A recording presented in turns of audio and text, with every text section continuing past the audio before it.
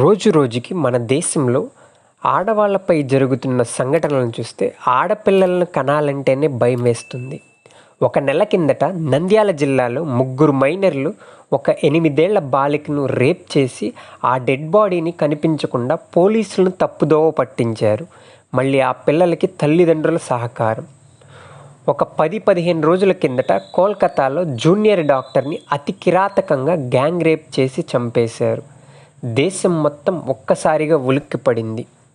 ఇప్పుడు తాజాగా కృష్ణా జిల్లాలోని గుడ్లవల్లేరు ఇంజనీరింగ్ కాలేజీలో లేడీస్ హాస్టల్లో హిడెన్ కెమెరాలు పెట్టారంటూ విద్యార్థులు ఆగస్టు 29న రాత్రి నుంచి ఆందోళన చేస్తున్నారు.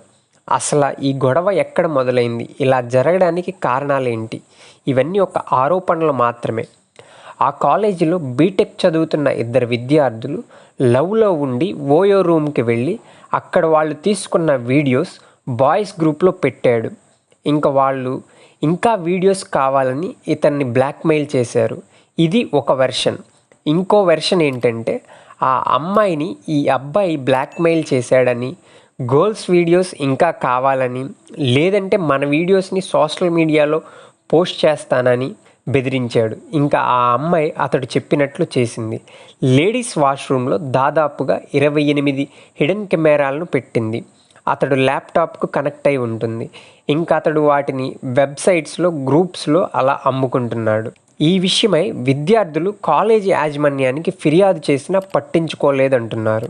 ఆ లేడీ ఒక పొలిటీషియన్ కూతురని, ఆ పొలిటీషియన్ కాలేజ్ మేనేజ్మెంట్ని బెదిరించాడని అక్కడ విద్యార్థులు చెప్తున్నారు. అయితే పోలీసులు ఈ ఘటనపై కేసు నమోదు చేసి మధ్యాహ్నానికి ఒక నివేదికను వెల్లడించారు. అక్కడ ఎటువంటి హిడెన్ కెమెరాలు లేవని, ఆ విద్యార్థి ల్యాప్టాప్, ఫోను స్వాధీనం చేసుకుని దర్యాప్తు చేస్తున్నామని, విద్యార్థులు ఎవరూ అధైర్యపడవద్దని, పూర్తి వివరాలు సేకరించి న్యాయం చేస్తామని పోలీసులు, ప్రభుత్వం హామీ ఇవ్వడంతో విద్యార్థులు ఆందోళన విరమించారు.